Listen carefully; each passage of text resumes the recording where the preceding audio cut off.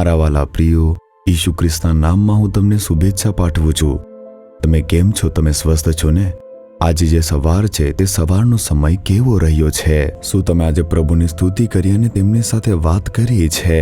તેમણે જે કહ્યું તે તમે સાંભળ્યું છે? તમારે દરરોજ ઈસુ સાથે ચાલવું જોઈએ. તે માટે આપણે પ્રભુને સમય આપવો જોઈએ. એટલા માટે તમારે હંમેશા તમારા જીવનમાં તેનું પાલન કરવું જોઈએ. ઠીક છે, સારું. આજે પ્રભુ મને શું કહેવા માંગે છે? શું તમે આવી રીતે વિચાર કરી રહ્યા છો? કેટલીક બાબતો તમારા મનને અસર કરી રહી છે કે આ બને છે, તે બને છે, હવે શું કરવું, હવે કેવી રીતે જીવવું, મેં ક્યારેય વિચાર્યું ન હતું એવું પરિવારમાં થઈ રહ્યું છે, આને મારે કેવી રીતે ઠીક કરવું જોઈએ, જે પણ સમસ્યા છે તેનો ઉપાય કેવી રીતે કરવો, મારી નોકરીની અંદર, મારી વ્યવસાયની અંદર આવું બની રહ્યું છે, શું કરવું એ વિચારીને શું સ્તબ્ધ થઈ ગયા છો? પ્રભુ તમને કંઈ કહી રહ્યા છે. તે શું કહે છે જાણો છો?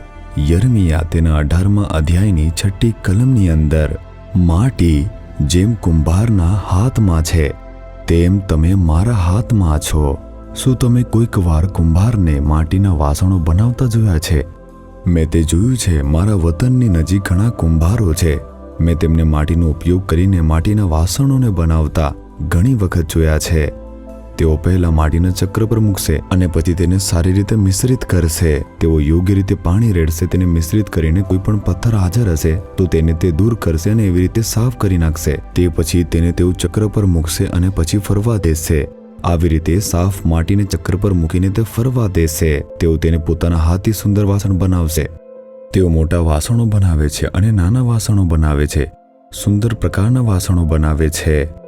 કેટલીક વાર જે ચક્રો ઉપર વાસણ હોય છે, જે વાસણનો આકાર આપવામાં આવે છે, જ્યારે તે તેને ઉચકે છે ત્યારે કદાચ તૂટી જશે, બગડી જશે, પણ તે આવું ન કહેશે કે આ યોગ્ય નથી અથવા તો કાદવને ફેંકી દેશે. કુંભાર ફરી એકવાર મિશ્રિત કરશે અને ફરીથી તેને ઠીક કરશે. તેને ફરીથી ચક્ર ઉપર મૂકશે અને તેમાંથી એક નવું વાસણ બનાવશે. પરમેશ્વર પણ આમ જ કહે છે, જેમ કુંભારના હાથમાં માટી હોય છે તેમ તમે મારા હાથમાં છો.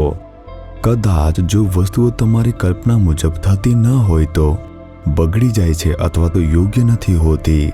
લોકો કહે છે મારું જીવન પ્રભાવિત છે, મારા બાળકોના જીવન ઉપર આવી રીતે અસર પડી ગઈ છે, મારી નોકરી પર અસર પડી છે, અપેક્ષા રાખી હતી તેવી રીતે સુંદરતાથી કામ થયું નથી, બધું જ પૂરું થઈ ગયું છે આમ વિચારો છો. પ્રભુ કહે છે તે પૂરું થયું નથી.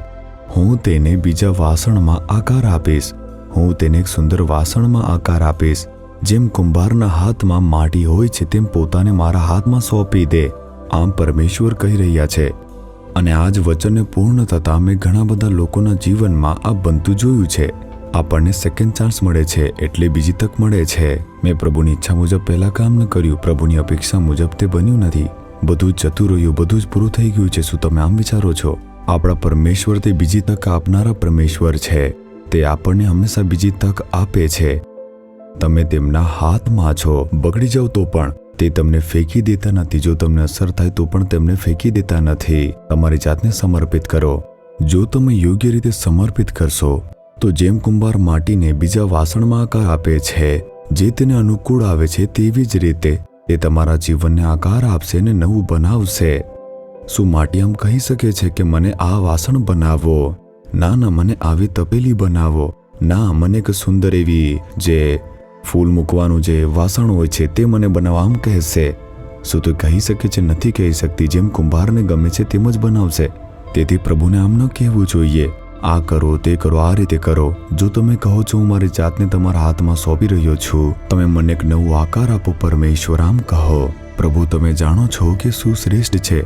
હે પ્રભુ, તમે તમારા હૃદયના અનુસાર અને ઈચ્છા અનુસાર મને એક સારું વાસણ બનાવો પ્રભુ. અને પછી તે તમને એક ઉપયોગી અને આશીર્વાદિત વાસણ બનાવશે. પછી તમે જોશો કે પ્રભુ તમને એક નવું સ્વરૂપ આપે છે અને તમારો સારી રીતે ઉપયોગ કરે છે. અને તેથી જ આજે તમારા જીવનમાં તમે પ્રભાવિત થયા છો, બધું પૂરું થયું છે આમ વિચારી રહ્યા છો. એવું લાગતું હતું સારી રીતે કાર્ય થશે, પરંતુ છેલ્લી ક્ષણે બગડી ગયું. આમ વિચારો છો તો ના, પ્રભુ તમને એક નવી શરૂઆત આપવાના છે. પરમેશ્વર પાસે તમારા માટે એક નવી યોજના છે. માટીની જેમ તમે પોતાને તેમના હાથમાં સોંપી દો અને તમે આજે જ તમારા જીવનની અંદર તેને પરિવર્તન પામતા જોશો. અને પછી તે તમને એકદમ સુંદર આકારના વાસણ બનાવશે અને ઉપયોગી વાસણ બનાવીને તમને દોરી જશે. તેથી એવું ન વિચારો કે બધું જ પૂરું થઈ ગયું છે. આ એક નવી શરૂઆતનો સમય થઈ ગયો છે. આમ કહીને પ્રતિબદ્ધ થાઓ. અને નિરાશ થશો નહીં. પ્રભુના હાથમાં માટી તરીકે પોતાને સમર્પિત કરો. તે તમને પોતાના હાથમાં લેશે, તમને નવા પાત્રમાં આકાર આપશે. જો એમ હોય તો પ્રભુને જોઈને કહો, પ્રભુ હું પોતાને સમર્પિત કરું છું. હું મારી જાતને કુંભારના હાથમાં માટીની જેમ સમર્પિત કરું છું. હે પ્રભુ, તમે જ છો જે મને બનાવો છો. કેવળ તમે જ મને યોગ્ય રીતે ઘડી શકો છો. કહો કે મને એક નવા વાસણમાં તમે ફેરવી નાખો, જે પણ તમને અનુકૂળ છે અને પ્રસન્ન કરે છે. તમે એક પરિવર્તન જોશો. એક નાની પ્રાર્થના કરો કે હે પરમેશ્વર, તમે કુંભાર છો. હું તમારા હાથમાં માટી તરીકે પોતાને સમર્પિત કરું છું. હું તમારી ઈચ્છા મુજબ એક ઉપયોગી વાસણ બનવા માટે અને સુંદર વાસણ બનવા માટે મારી જાતને સંપૂર્ણ રીતે પ્રતિબદ્ધ કરું છું. તમે મારા જીવનમાં એક નવી શરૂઆત કરી રહ્યા છો. બધી જૂની વસ્તુઓ, અસરગ્રસ્ત વસ્તુ, બગડેલી વસ્તુઓનું તમે રૂપાંતર કરવાનો છો. પ્રભુ, હું મારી જાતને નવું અને ધન્ય પાત્રમાં આકાર આપવા પોતાને પ્રતિબદ્ધ કરી રહ્યો છું. પ્રભુ, ઈશુના નામમાં આમેન, આમેન. જીસસ રીડીમ્સ ગુજરાતી યુટ્યુબ ચેનલને સબસ્ક્રાઇબ કરો. દરેક નવા કાર્યક્રમની માહિતી મેળવવા માટે બેલ આઇકન પર ક્લિક કરો.